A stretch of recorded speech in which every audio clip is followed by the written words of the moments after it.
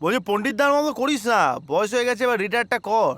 এই দাদাকে নিয়ে খারাপ কথা না বলে দিলাম কিন্তু। না তাহলে দিদিদের নিয়ে পড়েছিস কেন? ছেড়ে দে ব্যাপারটা। আরে চুপ করবি তো, কি উল্টো পাল্টা লিখে বলছি আমি তোর জন্য।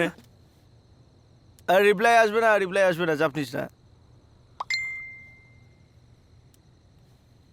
এসছে এসছে, চাকা ঘুরছে।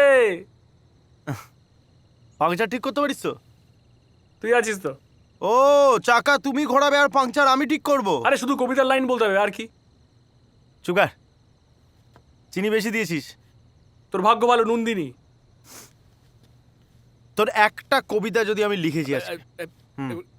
এরকম করতে নেই। ব্যাপারটা হচ্ছে এই একটা মেসেজ এসছে, এটার আমি কি মানে কি রিপ্লাই দেবে?